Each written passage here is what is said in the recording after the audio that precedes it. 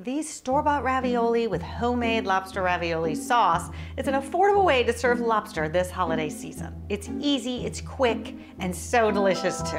And if you would like more of these types of money and time-saving recipes, then you must join me over on Kitsch.com. I'm partnering with Kitsch and Walmart to bring you the 12 Days of Kitschmas. If you don't already know about it, Kitsch.com is a new platform that features some of the world's best culinary talent giving live cooking classes. There's even a chef's table you could join where we can see each other and you can ask me questions in real time. Anybody can join the live stream, but there's only 8 seats at the chef's table, so be sure to show up on time so that you get one of the seats.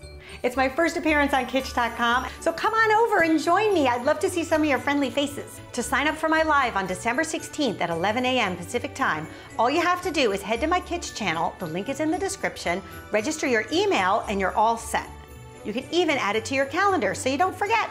Okay, let's get to the lobster ravioli. The first thing we're gonna do is cook our lobster meat. So instead of buying 6 lobster tails, I have 2, which already makes it a lot less expensive. And then just cut the backs of the shell with some cooking shears. It'll be easier for the meat to cook that way and for you to actually make sure that it's done. So lobster meat should be about 140 degrees Fahrenheit. That's the perfect internal temperature so you don't have rubbery lobster meat. So we are just going to put this in the oven at 400 degrees Fahrenheit for about 15 to 20 minutes just until they're cooked through. We're making enough ravioli for 6 people, so I just think ravioli is so much better when it has enough sauce. There's nothing worse than a plate of ravioli that's dry because you didn't make enough sauce. So this may look like a ton of ingredients going in here, but I'm telling you, you need it when you have 3 packages of ravioli plus the lobster that we also want to get covered in the sauce, okay? That's my little disclaimer for you.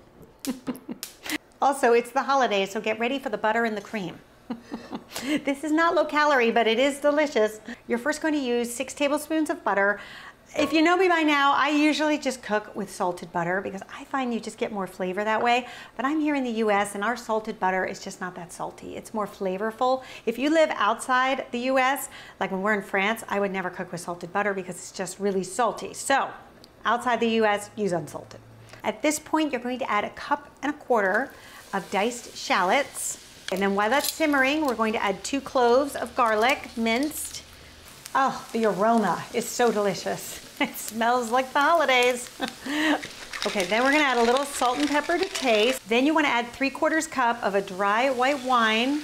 All right, then we are going to reduce our wine down by about 1/3, just letting it simmer. And then you are going to add 2 cups of heavy cream. You can see the sauce is starting to thicken up.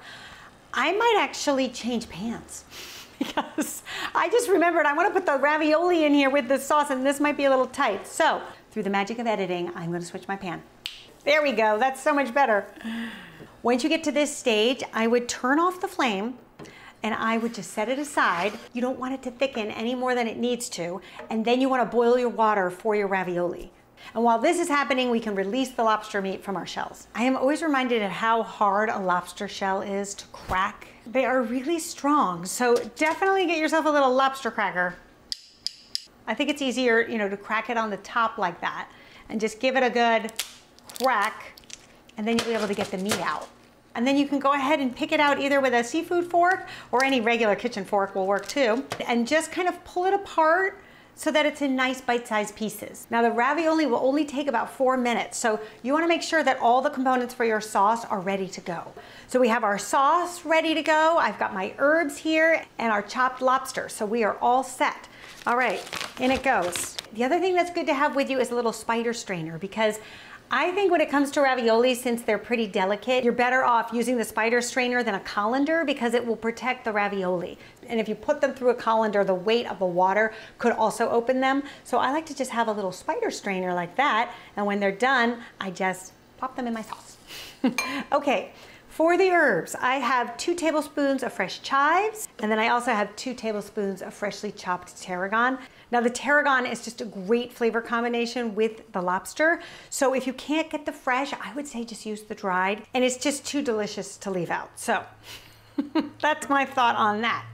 All right, now we are going to add our delicious lobster. Now, you could add more than 2 tails. It does get pricey, but if price is no object, then you do you. And then once everything is in there, it's a good idea just to taste it. Let's just see.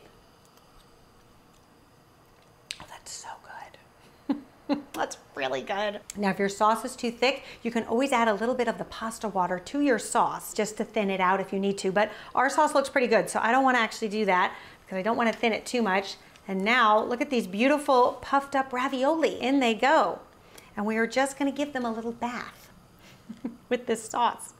I would say maybe 6 ravioli per person would do the trick. And then of course, make sure that everybody gets a little bit of this delicious lobster meat. That's why I kind of like to portion it out like that.